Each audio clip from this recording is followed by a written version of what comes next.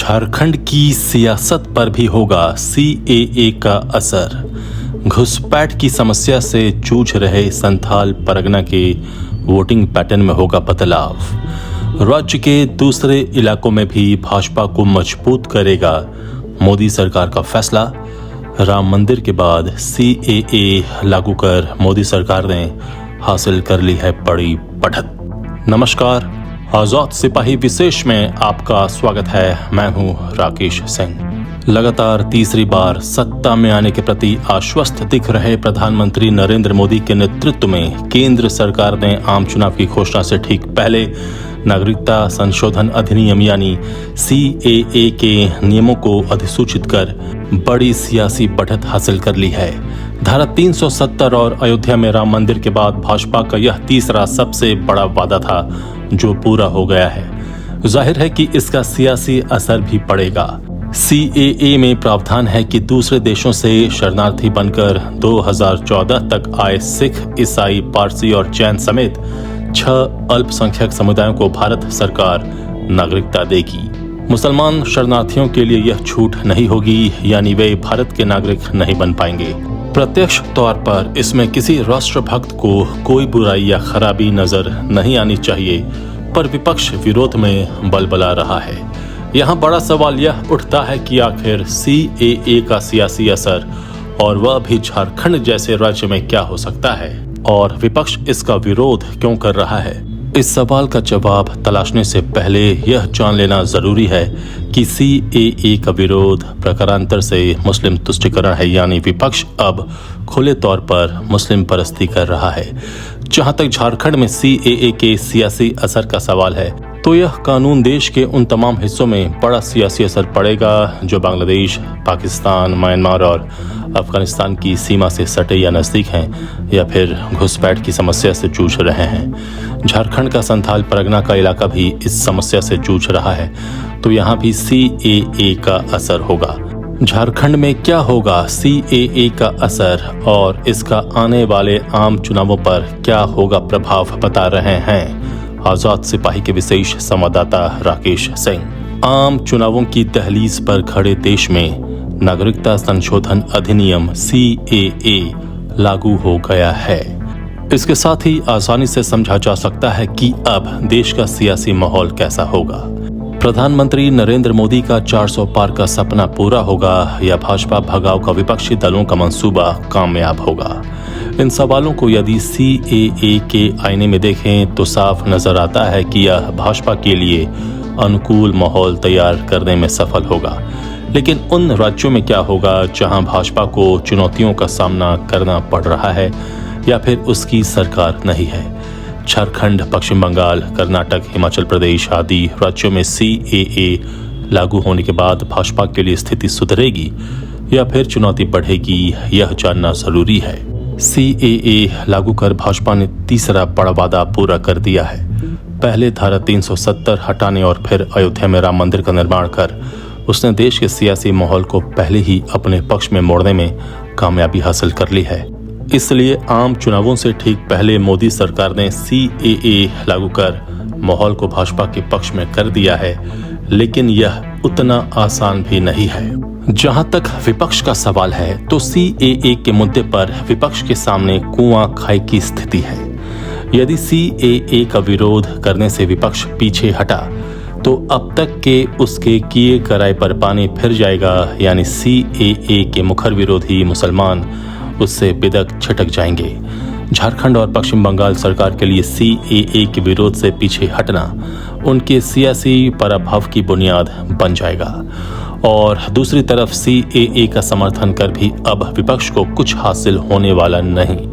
भाजपा अब चैन की नींद सो भी जाए तो सीएए के सहारे उसकी कामयाबी पर संदेह की गुंजाइश नहीं बचती। इसलिए बंगाल में ममता बनर्जी कह रही हैं कि किसी को डरने की जरूरत नहीं, किसी का हक छीना गया तो उनकी पार्टी टीएमसी सबसे पहले आवाज उठाएगी। केरल ने तो इसे लागू करने से ही मना कर दिया है। यूपी में समाजवादी पार्टी के नेता अखिलेश यादव आग बबूला हैं। कांग्रेस के दिग्गज दिग्विजय सिंह को भी सख्त ऐतराज है। AIMIM के असदुद्दीन ओवैसी अलग आग उगल रहे हैं। दिल्ली के सीएम अरविंद केजरीवाल को भी CAA से गजब की तकलीफ पहुंची है। इसका सीधा मतलब यही निकलता है कि केंद्र की मोदी सरकार ने अपने हिसाब से सही चाल चली है। CAA में कहा गया है कि 31 दिसंबर 2014 या उससे पहले अफगानिस्तान, पाकिस्तान और बांग्लादेश से भारत आने वाले हिंदू, सिख, बौद्ध, जैन, पारसी और ईसाई समुदाय के लोगों को घुसपैठी नहीं माना जाएगा और इस कानून के जरिए ऐसे लोग भारत की नागरिकता पा सकेंगे। लेकिन यह कानून इन देशों के मुसलमानों को नागरिकता नहीं देगा। झारखंड का संथाल परगना इलाका और खासकर साहिबगंज गोड्डा का इलाका बांग्लादेश की सीमा से सटा हुआ है। इन इलाकों में हाल के दिनों में बड़ी संख्या में बांग्लादेशी घुसपैठी आए हैं और बस गए हैं। साहिबगंज वह इलाका है जो राजमहल संसदीय क्षेत्र के अंतर्गत आता है। यहाँ CAA के पारित होने से लोग नाराज हैं और मुस्लिमों में डर और चिंता बढ़ गई है। इस बात की संभावना बढ़ गई है कि मुस्लिम समुदाय के लोग एक प्रभावी राजनीतिक नेतृत्व की तलाश करें जिसके माध्यम से वे CAA के खिलाफ अपना गुस्सा जाहिर कर सकें। जहां तक झामुमो और कांग्रेस का सवाल है तो ये दोनों दल सांगठनिक रूप से इसके लिए तैयार नहीं दिखाई देते। बांग्लादेश सीमा से झारखंड की दूरी 25 से 40 किलोमीटर है। इसी हिस्से का इस्तेमाल कर बांग्लादेशी यहाँ आ रहे हैं। बंगाल के मालदा और मुर्शिदाबाद के रास्ते भी अधिकांश बांग्लादेशी यहाँ पहुँच रहे हैं। झारखंड में अधिकांश बांग्लादेशी फरक्का, उधवा, पियारपुर, बेगमगंज, फुगदलपुर, अमंत, श्रीधर, दियारा, बेलुग्राम, चांदशहर और प्राणपुर से आते हैं। पुलिस का मानना है कि बांग्लादेशियों के आने से अपराध और देश विरोधी गतिविधियां बढ़ी हैं। अवैध प्रवासियों ने वोटर ID, आधार कार्ड, ड्राइविंग लाइसेंस तक बनवा रखा है। उधवा पक्षी अभयारण्य और वन विभाग की जमीन पर अवैध कब्जा कर लिया गया है। इन इलाकों में जमातुल मुजाहिदीन बांग्लादेश और पॉपुलर फ्रंट ऑफ इंडिया जैसे प्रतिबंधित संगठन की मजबूत पकड़ हुई है। साहिबगंज, पाकुड़, धनबाद समेत अन्य जिलों में JMB के आतंकियों की गतिविधि रही है। पाकुड़ से संदिग्ध आतंकियों की गिरफ्तारी भी हो चुकी है। पाकुड़ जिले में साल 2001 में मुस्लिम आबादी 33.11% थी। साल 2011 में मुस्लिम आबादी बढ़कर 35.87% हो गई। अवैध प्रवासियों के अधिक आबादी वाले जिलों में आदिवासी आबादी घटी है। साल 1951 में राज्य में 8.09% मुस्लिम आबादी थी। 2011 में यह आबादी बढ़कर 14.53% हो गई है। यह एक हकीकत है कि बांग्लादेशी हों या फिर रोहिंग्या मुसलमान, भारत के विभिन्न भागों में दोनों की घुसपैठ गंभीर समस्या है। देश का शायद ही कोई राज्य हो जहां बांग्लादेशी और रोहिंग्या लोग अवैध रूप से ना बसे हों। राष्ट्र स्तर पर यह मामला उठता ही रहता है और स्वाभाविक रूप से झारखंड भी इससे अछूता नहीं है। राज्य का प्राय हर जिला कमोबेश इससे प्रभावित है। प्रशासन को पता है कि संथाल परगना के जिलों और कस्बों में भारी संख्या में बांग्लादेशी घुसपैठिए आ गए हैं और उन्हें वैध नागरिकता प्रमाण पत्र उपलब्ध कराए जा रहे हैं। पूरी दुनिया जानती है कि भारत में यह घुसपैठ बांग्लादेश गठन के बाद से ही चली आ रही है और पिछले कुछ वर्षों में इसमें बहुत तेजी आई है। चूंकि संथाल परगना की सीमा बांग्लादेश से लगती है तो यहाँ घुसपैठ और बसने की सुविधा अधिक है। अविभाजित बिहार में ऐसी घुसपैठ की सुध नहीं ली गई। फिर झारखंड का गठन हुआ लेकिन इस मुद्दे को गंभीरता से ही नहीं लिया गया। इसलिए अब यह मुद्दा उठना राजनीतिक कहा जा सकता है।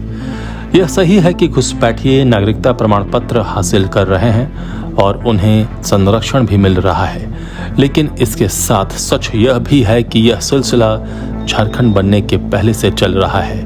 इन घुसपैठियों ने स्थानीय स्तर पर इतनी गहरी पैठ बना ली है कि अब इनकी पहचान लगभग असंभव हो गई है। घुसपैठियों ने स्थानीय स्तर पर सामाजिक रिश्ते कायम कर लिए हैं, जमीन खरीद ली है और आधार कार्ड, वोटर ID तक हासिल कर लिया है। उनके बच्चे झारखंड के स्कूलों में पढ़ रहे हैं और कई लोग तो सरकारी नौकरी में भी हैं। पूरे देश में माना जा रहा है कि लोकसभा चुनाव की घोषणा से ठीक पहले CAA लागू करने से जबरदस्त ध्रुवीकरण हो सकता है और इसका भाजपा को लाभ हो सकता है। झारखंड की परिस्थितियां इस तरफ इशारा कर भी रही हैं और कहा जा रहा है कि इसका लाभ भाजपा को मिलेगा। विपक्ष इसकी कोई काट खोज पाएगा कह पाना मुश्किल है। भाजपा उत्तर भारत के राज्यों में पहले ही बहुत मजबूत स्थिति में है, वहां पर उसे इस तरह के किसी समीकरण के बिना भी बेहतर सफलता मिलने की पूरी उम्मीद है। उत्तर प्रदेश, उत्तराखंड, हिमाचल प्रदेश, गुजरात, मध्य प्रदेश, राजस्थान और छत्तीसगढ़ जैसे राज्यों में वह CAA जैसे किसी कानून के बिना भी मजबूत सफलता हासिल करेगी, ऐसा अनुमान लगाया जा रहा है। भाजपा को बिहार और पश्चिम बंगाल में अभी भी सबसे बड़ी चुनौती का सामना करना पड़ सकता है। झारखंड की सियासी स्थिति भी भाजपा के लिए एकदम अनुकूल नहीं थी, लेकिन अब वह बदलती हुई दिखाई देने लगी है। कहा जा सकता है कि CAA का मुद्दा केवल उत्तर भारतीय राज्यों में ही अपना असर नहीं दिखाएगा, बल्कि पूर्व में पश्चिम बंगाल और झारखंड के साथ दक्षिण में कर्नाटक, आंध्र प्रदेश, तेलंगाना और केरल में भी भाजपा इस तरह के मुद्दे को लगातार हवा देने का काम करती रही है। यदि CAA का मुस्लिम वर्ग से विरोध बढ़ता है तो इसकी प्रतिक्रिया में हिंदुओं के बीच एकजुटता बढ़ सकती है और उस स्थिति में लाभ भाजपा को ही होगा। आजाद सिपाही के विशेष में अभी इतना ही। आप हमारे इस YouTube चैनल को जरूर सब्सक्राइब करें और भी अधिक खबरों के लिए पढ़ते रहिए अपना लोकप्रिय दैनिक अखबार आजाद सिपाही। धन्यवाद।